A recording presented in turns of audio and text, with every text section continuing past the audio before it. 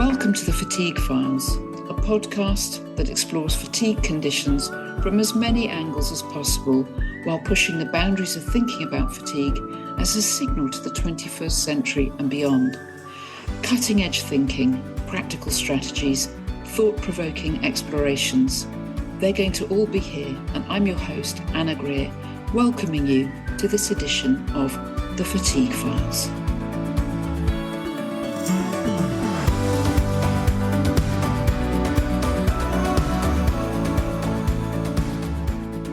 So today, everybody, I have a wonderful guest with me, Barbara J. Hunt, who is a forgiveness enthusiast, a personal development and spiritual coach. She works on bespoke retreats in Somerset. She's the best-selling author of Forgiveness Made Easy, and she leads online forgiveness field experiences. Wow. So welcome, Barbara. Thank you very much, Anna. Pleasure. So I have to ask, first off, what is a forgiveness field experience? Well, a forgiveness field experience is an online, like a masterclass, but we're specifically looking at forgiveness. And I call it a forgiveness field for two reasons. So one is because of that beautiful poem by Rumi, which says, out beyond of right doing, there is a field. I'll meet you there. I really like the idea that it's away from all of our judgments and expectations. So we're in a almost like sacred space, somewhere where we're doing that kind of work. And then the other idea comes from Charles Eisenstein. You've probably heard of his work. He's an ecologist and a big thinker. And he wrote the book, The More Beautiful World Our Hearts Know Is Possible. And he said every time someone forgives, it adds to the field of forgiveness. Like there's a resonance of it, and you add to that when you do it. So when we do a forgiveness field, everyone comes online. I do a little bit of introduction, a bit of preparation work, lead the whole group through a forgiveness process. So there's the 7 steps that I wrote in my book, the 7-step Forgiveness Made Easy process. And I take everyone through it all at the same time. So everyone works with their microphones off. So they're in the privacy of their own space. So as long as they're not overheard where they are, they feel free to participate fully, but they're not exposing themselves, like in terms of sometimes people are very sensitive to, and there's a lot of shame around what we resent. And so you're not having to share that. You're doing it out loud in your own space. And then I take everyone through the whole process. And usually people are surprised by how profound it is. And I often have people say, oh, I thought I'd forgiven them, but I didn't realize there was so much still in there. Yeah, really fascinating. I'm really struck by that chord there. Well, 2 chords really strike me. One is the idea of the collective nature of consciousness and the contribution to that in this practice. And the other is the shame associated with resentment. And I suspect as well there's a fear of vulnerability, isn't there, in relation to forgiveness? Absolutely. So I'm curious to know how you define forgiveness. I will tell you, and can I just respond back to what you've just said, because it's beautiful that you picked up on those 2 things, because I think that when we do forgive, there is a collective that we impact, but also there's some kind of magic that happens that I witness all the time. When someone forgives, they are often surprised that the other person does things. I get this sometimes when I used to work on the retreats. We do a forgiveness process with somebody, and then a bit later on, either that day or on that week, they go, you'll never guess what, my sister stroke mother, brother texted me and said blah blah blah. They never say that, so things happen when one person shifts. There's almost like there is an energetic connection between us and the other people, and something changes when you let go, which is so that is amazing. And then to your second point about shame, one of the things that I am also really an advocate for is everyday forgiveness. So it's not necessarily the big kind of inspiring, incredible stories of people who have managed to forgive atrocities, heinous crimes, like really terrible things. My teaching is much more about everyday forgiveness. Mm. The small things that happen, the things that we think we shouldn't even be resenting. And Yeah. my own particular story was about forgiving my mum for having multiple sclerosis. So she was ill from the time I was 15, and that had a massive impact on my family and me, and obviously, all of us. But I didn't know I was resenting her for it, because I wouldn't let myself admit that I was resenting her. Mm. And resentment, I kind of use a bit of a scale of resentment. So right from like a little grudge or a grievance or a, they shouldn't be doing that, whatever it is. We're always judging other people all the time. So anytime we're wanting to be different, really, I would count as some kind of grievance, a bit like putting the brakes on. You just got the brakes on slightly. That they shouldn't be like that. They should be more like how I want them to be. And so as soon as you've got some kind of judgment going, that can then collect. Then you kind of get whole, those dust balls that move, like those things that roll across the desert, where they gather more and more to them, and they eventually become these enormous kind of plant things. That, so our resentment's a bit like that, kind of gathers to itself other crimes, which are not big deal, someone, but our resentment often is about our judgments, and is always our judgments, and what we think shouldn't be happening, and is much more to do with us really than the other person. And we store it inside our hearts. A lot of the time we're not aware of it, and a lot of them we don't know what to do about it either. Yeah, and I'm guessing that there's a kind of resistance and control in that, and both resistance and control produce a kind of tension in the nervous system, don't they? They're not, neither of those responses, whether it's a kind of resistance to what's happening, this shouldn't be happening, a kind of hardening, no matter how subtle, or the attempt to control the outcomes rather than simply letting go and surrendering to what is, which is the ultimate position of healing and relaxation. Yes. You can imagine then that over time, these small acts of unforgiveness can actually become sclerotic, become a problem in a life that really needs unpeeling. And how do you go about that? How do you go about exploring that and unpeeling it? And I really love what you're saying, is that there's a hardening, there's a shutting down, and there's reasons why we hold on to our resentment. But I just want to go back to how do I define forgiveness? Because it's really important. Oh, yes, I think one of the reasons why we have trouble with forgiveness is because we think it means things that it doesn't. We think it means, oh, well, then I'll have to reconcile with them, or I'll have to let them back in my life again, or it's like saying it's okay and it was never okay. And there is a difference between saying I'm willing to forgive somebody for something and saying I'm not going to say that maybe it was illegal, maybe it was actually a criminal act, maybe it was something that was deeply unfair. You would still pursue justice or restorative justice. It doesn't mean that you don't do those things. It just means your heart is not stuffed up with resentment. And the weight of the resentment, I think we often are not conscious of it, because it serves two purposes. We get something out of it, and we're not aware of that. But also, it's like you were saying about vulnerability, it stops us being vulnerable. So the death that I use for forgiveness comes from one of my first teachers about forgiveness, K. Bradford Brown, and he said forgiveness is the absolute refusal to hold ill will against someone for what they did or didn't do. And I'll say it again because it's quite long. Forgiveness is the absolute refusal to hold ill will against someone for what they did or didn't do.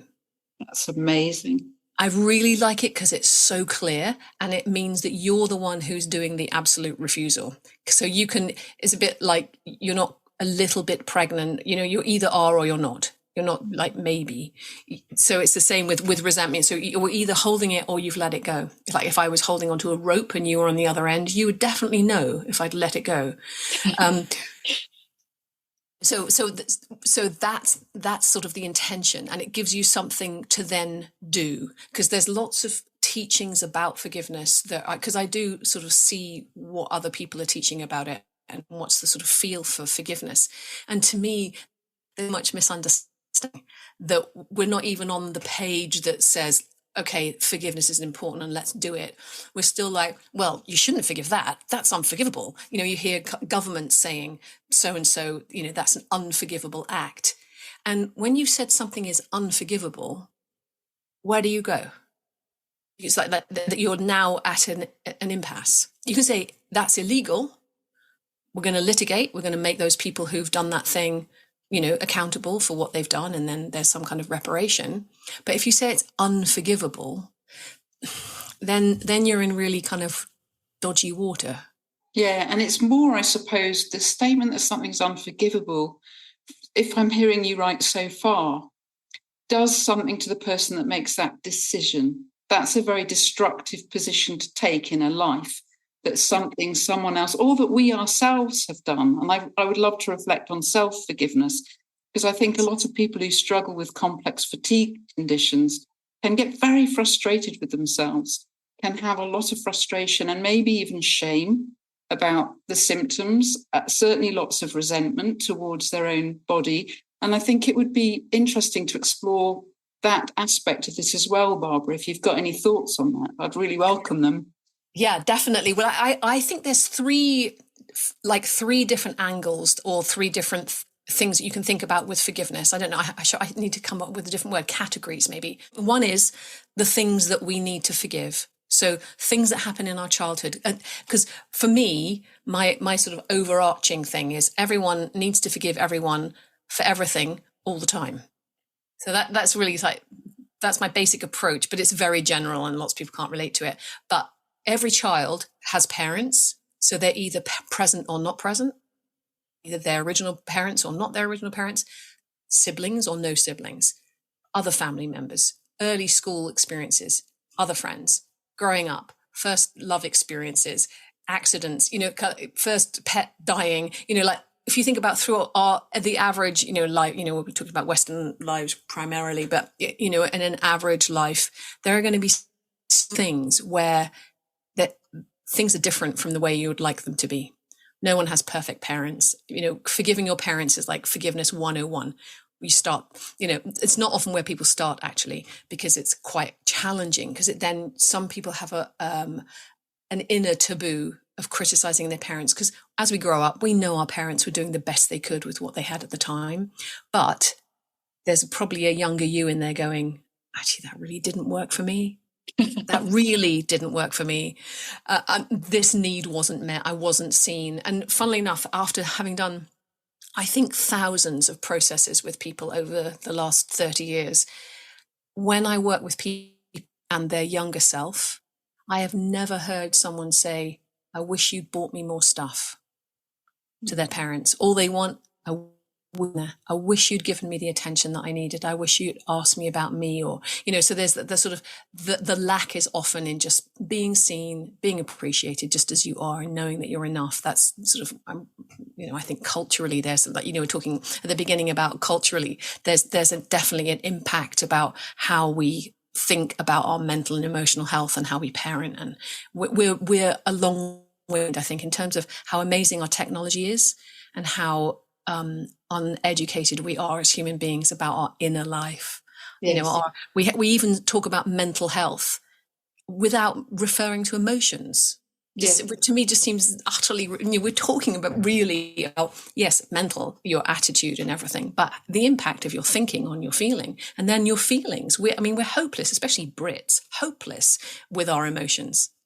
You know, so back to that's what the one category is, the people and things that we need to forgive, which can include illness and your physical body. Then there's the things that we want others to forgive us for. And God bless Prince Harry. He really wants to be forgiven, but he can't do anything about that to get the other people to forgive him. So that means that you're a bit stuck. It's another reason why doing forgiveness processing works, because it helps to relieve that pain. And then the last one is forgiving ourselves, which often is hard because we know we're probably the most bitter and judgmental of ourselves. And it's harder to get distance, you know, so I do teach that in a slightly different way. Mm. So I help everyone to sort of like look at their internal judgments and the beliefs, the core beliefs, guiding beliefs about themselves first before we do the forgiveness practice. Yeah, that's really interesting, because one theme that comes a lot from people working with fatigue is that in this concept of the inner critic. And of course, the inner critic is pretty unforgiving, right? Awful. Yeah. And we all have it, And so, what in practical terms, when you're faced with someone with a strong inner critic, where do you take them first, Barbara, in to help them loosen out that and really allow themselves to experience their self-forgiveness? Well, two things. It depends on how I was working with them. If I was working with them one-to-one, then I would probably invite the session to be dedicated to going back to the root of that belief, because often we know, like, I don't have any self-confidence, or one of the first things I trained with the More to Life program was to teach a self-esteem course, and I knew I needed to teach it because I wanted to learn it so badly, and that's what made me a good teacher of it, was having had inner beliefs. I'm not good enough. I don't matter. I'm evil, even because I was brought up in the Catholic faith. And yeah, so that gives you, it gives you many blessings, but it also gives you quite a tough inheritance in terms of those core beliefs about you're born with a stain of sin on your soul and you're irredeemable, and therefore you have to spend your whole life repenting, which I now don't believe, but it took a lot for me to work that inner belief about I'm evil and now I'm an abomination of all that is unlike the light and life of, you can really, it goes really deep, and it doesn't even feel like necessarily mine. And so sometimes those beliefs, so it might be that the people who are suffering from, like the fatigue syndromes might be carrying a really old pattern that's not even theirs, that they come in carrying. So that would be one way if I was working one-to-one. In the groups, I do more exploratory about actually looking at the inner critic. And then this was another technique that I learned with the More to Life program, where you listen to your mind talk and like, I'm not good enough. And if I'm not good enough, then everything I do will be rubbish. And if everything I do is rubbish, then, and you kind of do this thing where you're laddering down, you're sort of going, and then, and if, and then fundamentally, and if ultimately you end up at a core belief, like, and fundamentally, I don't matter, or I'm nothing, and I think what's wonderful as well to know is that we're all like that deep down. So, or anybody who's inclined to do this kind of work is find some kind of, I'm not enough, I don't matter, or I'm evil or something. And wonderful is, and then you go back over each piece of the mind talk and you just ask yourself, and this is a bit like the Byron Katie work, but I like this nuance, which is to ask, is it true? Is it false? Or is it something that I don't know? Good one. Really good. The don't know is a blessed relief. I don't know how you should be. I don't know how the future should be. I don't know how my life should be. So that kind of relieves of all our kind of trying to predict how, our wishing things were different. But then also the don't know is, I don't know what, how do I know what enough is? I'm saying I'm not enough, but like, on what criteria? How could I possibly know what that is? So that it also helps you to wiggle free from those, because some of the other approaches to mental health can be, say something, like a core belief, and then you say what's positive about it, which sometimes we find hard to relate to. And the positive version of it isn't actually, it's equally untrue. So if you said, I'm selfish, and then you said, oh, well, the counter to that is I'm unselfish. Actually, sometimes I'm selfish, sometimes I'm unselfish. So do you see what I mean? So then you may as well not be verifying at all. So I like the idea of saying, is it true? Is it false?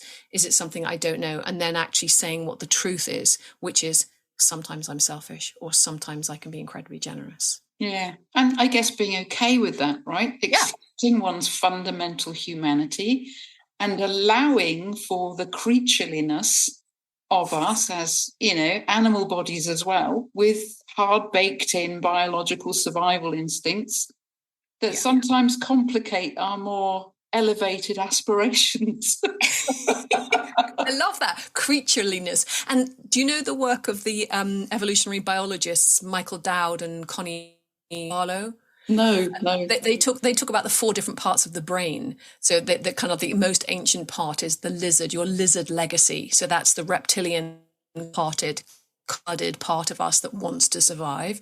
Then you've got your furry little mammal that wants to connect and, you know, like nerd, that sort of thing. Then you've got your monkey mind, which is very clever and wants to work out how to get its needs met. And then you've got your higher porpoise, which is your prefrontal cortex that doesn't finish developing till you're 25. But I love it because then you really get a sense of these creatures do not live happily with each other inside of us. And sometimes we're driven to do things which, you know, Gabor Mate and Thomas Hubel might call very intelligent coping mechanisms. Yes. So like comfort eating, very intelligent coping mechanism if you're not nourished by your family of origin. You know, but so there's also something about having a forgiving attitude towards yourself for the funny little ways that we all develop in order to survive our childhoods. And I'm very struck there how understanding the biology of that makes it more accessible, right? When we understand how we're put together and how it works, it's easier to realize that it's not pathological. We are just another normal human being negotiating these different evolutionary layers of self. And that somehow, I think, takes some of the shame out of it when we understand, you know, the fundamentally biological nature of some of those foundations. And also appreciating the adaptive dimensions of certain behavioural adaptations, because they are actually resource states when they occur. What I do at 3 to avoid my father's anger can be extremely, extremely resourceful, but might not serve me when I'm 45 in a relationship. Exactly. Which is why it's worth doing the work, to go back to when those beliefs were created, those adaptations were created, and working them in any particular works for you. I mean, I love Ken Wilber's 3-2-1 process, yes, where you see it as an inanimate object or some kind of metaphor, and you work with it. You know, you see it and then you become it. You see it, you speak to it, and then you become it, and then you can invite it. And usually you can ask, when did you come? When was the first time you came to help Anna or Barbara? And then you'd have an age when something changed or happened that then needs to be addressed. Mm-hmm. That really reminds me of some of the parts work I do with hypnosis, speaking directly to aspects of the unconscious self, these neural clusters that develop their own personalities, and I believe even have their own eye prescriptions, extraordinary complexity in the brain. Yes. So coming back to illness and forgiveness, are there particular insights around the release of energy in particular? Because I'm very aware that when we unconsciously repress material, it is exhausting at some level. And it seems to me, and I don't know what your observation of this, Barbara, is, it seems to me that people get to a certain age or stage and things just come knocking them. The things that, you know, have been left there for decades and not faced seem to emerge, whether through symptoms of illness, whether through psychic states, you know, whether through pains that come up in meditation, whatever it is, things seem to arise and emerge for resolution. So I'd love your thoughts on that. Yeah, I totally agree with you. I sometimes think of it as every moment is a doorway to what hasn't been healed. And I think maybe we get better as we get older at noticing, or we get so many reminders from life that eventually we go, oh, okay, I'll go back and I'll look at that thing then if I have to. I mean, I would love it to work with younger people, to save them the trouble of waiting until they're in their 40s and 50s and having lived through their, you know, maladaptations, probably. I mean, very intelligent at the time, but like as you get older. But I also wonder whether or not it is just life just has its timing. I don't know if you've had that experience where you there's a certain readiness. You maybe you need to feel at least willing to face those things, and also maybe culturally we are only now discovering this is really important work that we do. Because when I was growing up, like, sort of, I think anybody who was seeing a psychotherapist was because they had severe, like, psychiatric problems, or there was such a stigma to it. Whereas now, it's much more ubiquitous. It's much more much more understanding, like, we all need to take care of our mental health. And plus the fact everything has intensified in terms of the things that we have to cope with as human beings. Yeah. And especially the global picture right now is that we have kind of like a humanitarian existential crisis on our hands, and almost no tools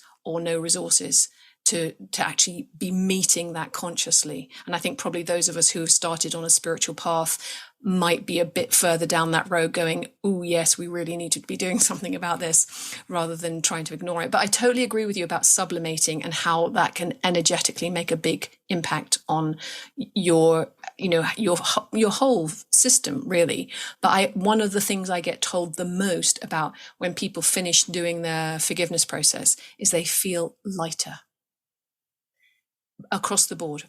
So there's something that, and I think some of the problem with forgiveness is that we don't realize that could help, because we think that it might be all the things that we're afraid it might be, and it will make us vulnerable, and we don't know how to do it. And, well, isn't it better just to not talk about those things? I'm over them. I don't need to talk about those things because I've understood it as an adult. And my take is, yes, you need to go back. You need to do whatever healing needs to happen so that you can free that pattern. Like you were saying, the clusters, you need to be able to, like, come to completion. Yeah, absolutely. And of course, it's easy to forget, isn't it, that some of these things are just somatically held. They're not even accessible to cognitive methods. They're not even accessible to talking. Yeah. You actually have to do the somatic work and Yes. really go down into those layers if you're going to liberate that material. Yeah. I'm more struck by what you were saying about the meta picture of, human consciousness. And what we're saying here about the surfacing of things at a certain stage of life that need dealing with. It reminds me of the talk about bifurcation points. It seems as though individuals reach these crisis points, bifurcation points, where either the system is going to break down or evolve, and typically we evolve because we're flexible systems. And I'm just wondering, I want to link this back to what we're saying about forgiveness in the field, because perhaps there's something here as well for us collectively, that the individual work we do on forgiveness and working through and healing our pains and resentments, as that feeds into the field, perhaps that also feeds the kind of energetic balance of a potential bifurcation point. And I think we are approaching one as humanity. We are approaching a point where we can foreseeably see the breakdown of civilization potentially, or an evolutionary stretch into something much more collectively reconciled, intelligent, and evolved. Yeah. Yeah, I love it. And in fact, one of the other things why I call myself a forgiveness enthusiast is because the potential of forgiveness. So we said for the next 2 weeks, we're all going to take time. We're going to make a list of all the people who we need to forgive. So even if we think we've done it, just for hygiene's sake. And this is what I do with the forgiveness field. I get people to write the list. And when I first had the opportunity to do this, I got to number 36 before I thought of my mother. Pretty much everyone I've ever met. So I just started, just like brainstormed. And I still, to this day, still keep a list, which luckily is much smaller because I've done quite a lot of work. But I still keep one, which means it's an ongoing thing. Because you never say, oh, I've done yoga. It's like, well, you've done yoga for today, but you still need to practice. So I think of forgiveness as a practice. And then I get people to mark like a 1 to 10, like how big of a deal is it? So it's a little thing or it's a big thing. And you can mark a 1 to 10. And then I get them to add up the number of years they've held the resentment, which is really fun if you're working with mostly middle-aged people.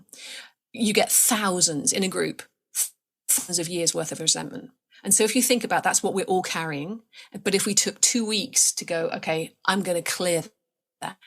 And there was no resentment in your heart at all for anyone, that makes me go tingly when I even talk about it, but just like the potential of it. And then we could, because we know we can do things that suddenly it's short, like we did in 2020, we could do that. And then where would we be in terms of how do we want to continue as a humanity? What are our priorities? Do we really want to put this amount of money into weaponry, or do we want to put it into, other projects? So it's kind of that technically is a possibility for humanity that we're not taking. Why?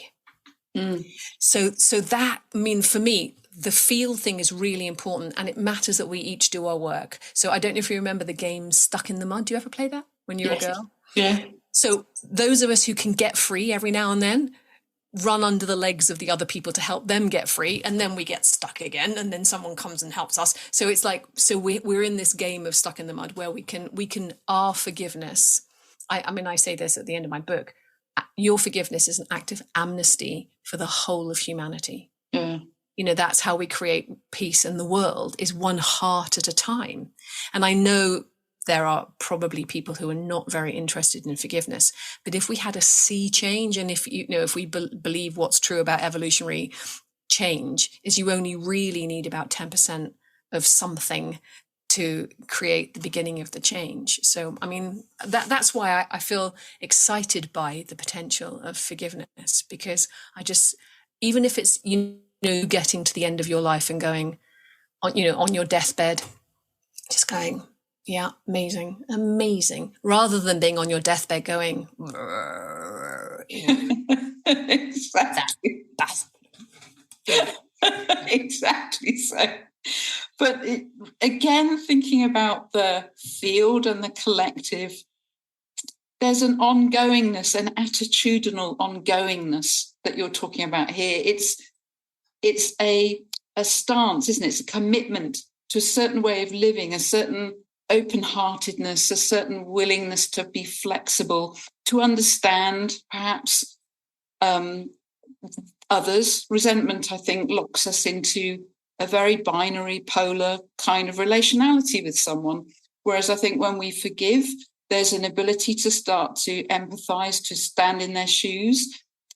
Even someone who's done something horrific, when we forgive, as you said, justice can still be done. There's still a sense of restorative justice. But restorative justice, I think, is in itself a magnificently liberating form of justice. It's not punitive. It has within it the capacity to be so painful in the right confrontation, the self-confronting sense, that it allows for redemption. It allows something very redemptive to arise from it. So this practice that you're talking about is incredibly deep and transformative. And for those who are ill, many of whom are isolated in their beds or in their houses, it's a very radical contribution, isn't it, to humanity and to the flourishing of humanity. Yeah. And it's very doable, even if you have limited mobility or limited energy. You don't have to forgive everybody on the same day. You could, the forgiveness fields are 90 minutes, and the first half an hour is introduction and a bit of prep. So the actual process itself takes less than 45 minutes. It was slightly longer than that when I work one-to-one with people, because we're a bit more all-encompassing, but you could free your heart a little bit of one grievance, at least, in under an hour. So yeah. it's I think it's quite a good deal to be able to change those things that you think you can never change. And like you're saying, it is about having more compassion about, for the grace of God go I. And one of the other things that happens, because one of the parts of the process is where you take the other person's position and you speak as them. Often clients are surprised at their level of insight about the other person. They're like, wow, I didn't really realize that before. So it's like the collective field, if you like, our ability to access, like in family constellations, yes. You can access information that you don't even know that you can access. And there's something incredible about that. Yeah, absolutely. That ties in with all the theorization about the holographic universe, doesn't it? And the idea that every molecule contains all the information in the whole, and also studies of human consciousness that show that we actually have the capacity to plug into that in a very profound way, which I suppose leads us straight back to spirituality, doesn't it? Because Yeah. I was just listening to, I think it's Jude Currivan, who was talking about one of her books about the kind of 21st century physics that really is even more radical, I think, than quantum theory. And it's starting to show the kind of nature of reality is Indra's net, the idea that it's this vast network of light, and that ultimately everything is light. We're light, we're waveforms for light and all this. And I just find all this mind-blowing, but of course it lends so much power to practices like the practices you're talking about. Yeah, exactly. And I do think of forgiveness as master spiritual practice. Even though meditation is amazing, so is forgiveness. It's like you can meditate for decades and never forgive a soul. Equally, you can do all your work, all your forgiveness work and never, become enlightened. So, there are different purposes, if you like, but really important that forgiveness is recognized, because it's the same kind of thing for the heart as meditation in mind. Meditation is about letting go and recognizing your true nature. Forgiveness is about the same, but in your heart, letting go of wanting the other person different, which is a complete waste of your time, because they're not and they haven't been, and you can't change it, so you may as well accept it. But we hold on so tight to our version of how we want things to be. So it's a mighty relief and release to be able to let it go. Yeah. And I think it's the hardest thing. It is, and yet then life becomes so much easier than you ever imagined once you let go. Yeah. It's the old saying, isn't it? Let go and let God, whatever you understand that to mean. God isn't always a helpful word, but letting go and trusting life, trusting consciousness is an extraordinarily relaxing way to live. Even when you have deep psychic material coming up, there's a capacity to be such a space that it just arises and moves through and goes away. So I'm assuming you can get to the point with forgiveness, Barbara, that you can become so expert at it that you can literally just think of someone and let it go. I am, as I said, an enthusiast, which I also mean nerd about it. And I think you probably can. Sometimes if you get hooked, I would think sometimes a bit like forgiveness is like Velcro. You get hooked onto the other person, and what it does is it helps you to be like Teflon. So if someone does something that annoys you, it just slides off you. But I know from my own practice that I do tell a story in the book about this, where there was a woman who quite a few friends said, "Oh, you should meet her. I'm sure you get on really well." And we ended up going to the same dance class. And I said, "Oh, would you like a lift home?" And she went, "No, thanks. I like to be on my own." I'm like, "Oh, okay." And then, so I did my forgiveness work, because that's what I'm like. And then the next time I encountered her was in the health food shop locally. And I was in a real rush. And I said, "Oh, can I just kind of push in front of you just to get this one thing?" And she went, "Oh, good." And I'm like, "I've just done my forgiveness work on you. I'll do it again." And so I did some more forgiveness work on her, clear my field. And we are really good friends now. And I don't think we would ever become really good friends if I hadn't been willing to keep doing my forgiveness work. Yeah. And that's the thing. And yes, I think it's right what you're saying is, like, as you become less of a collector of your resentments, it is easier to let go. It's faster for me to be able to see, oh, I'm holding on to that. But even still, sometimes I leave people on my forgiveness list for a while. And a friend of mine said this to me as well. She said, "You know what, after I read your book, I realized how much I enjoy my resentments." They can be very rewarding, right? Exactly. So you have to really watch out for your tendency to just like judging the other person. But that's another thing that I kind of unpack in my book, which is like the payoffs for holding the resentment, but also the massive downsides. Because I think we're under an illusion that somehow our hate is helping or our resentment is helping, because it's like saying, we're doing the right thing for the right reasons, or I'm on the side of the righteous, or if I step down and forgive that thing, then it makes it look like I'm agreeing with it, so we all have that, those internal things. But if we can really look at, it's a bit like a Swizz. Resentment it's not going to get you what you think it's going to get you. It's not going to, your hate doesn't help. Okay. Yeah. I mean, there's a really lovely Maya Angelou quote, which is, hate it's something like, it's never solved a problem. Yes, absolutely. Yeah. So, and it's a very false sense of empowerment in it, isn't it?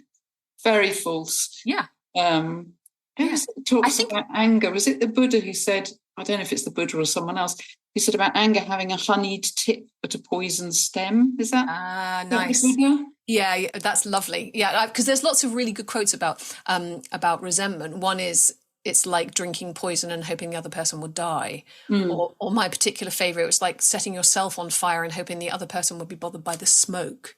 Yeah. Because we're the ones who are carrying it. And the etymology of the word resent is sentir, to feel. So you're re-feeling it, feeling it again. And again, if you're in any state of health where you don't want to have any of that negative energy, rolling through your body, and you can do something about it, then for me, it's a no-brainer. Yeah, absolutely. Start there. Absolutely. And I'm remembering now that in a conversation with Dr. Keisha Ewers, she said that she discovered autoimmune conditions are undigested or unmetabolized anger. And so, from that, we can just extrapolate the idea that resentment held over time becomes illness, can easily become illness, can get locked in the body in ways that are destructive to well-being. Yeah. Yeah. And there have been studies done, probably more to do with cardiovascular well-being, but high blood pressure, incidence of strokes and heart attacks and just cortisol levels, those kinds of things, that they've already studied a relationship between forgiveness and those markers. Yeah. It's not incredible, is it? No, it's predictable.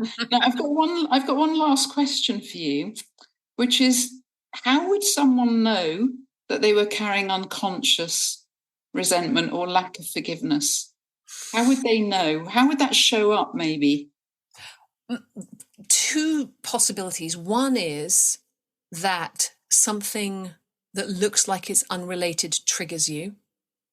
So it can be like a neighbor or, something that's more of an everyday thing, can feel more impactful than perhaps the actual incident warrants. Mm-hmm.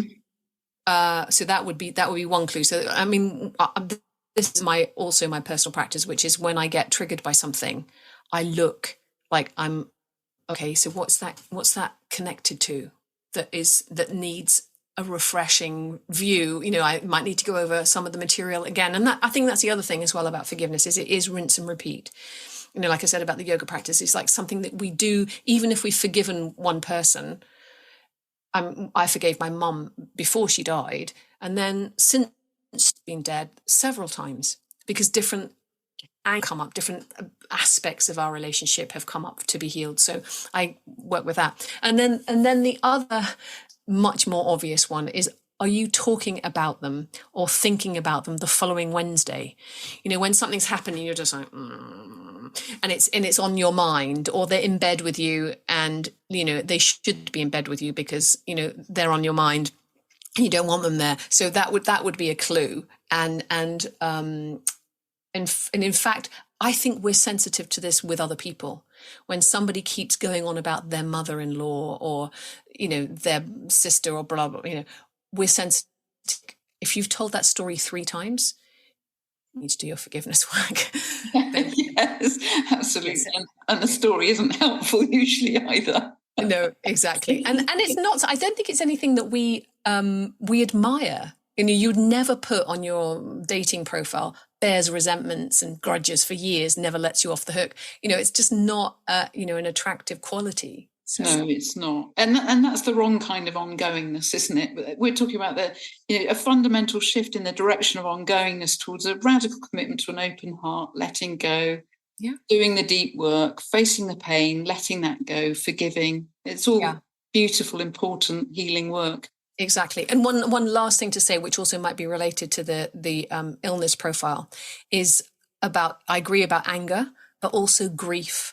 I think forgiveness and grief are sisters. And that when you admit you're holding resentment, sometimes you then have to unpack the grief. You have to feel it. I think resentment can act like a shield over the pain. Yes. That can be really important to be aware of. Yeah, and I guess that goes with hardening, doesn't it? The idea of creating a shell. But of course, what you resent is actually locked inside with you, not held outside. Exactly. Building a wall and then realizing, oh my God, it's in here with me. Yeah, exactly. Oh, it's been so good to talk to you, Barbara. I'm really grateful. I want to thank you on behalf of the audience. Thank you. It's been such a pleasure. Great conversation. I've really loved it. Thank you. Yeah.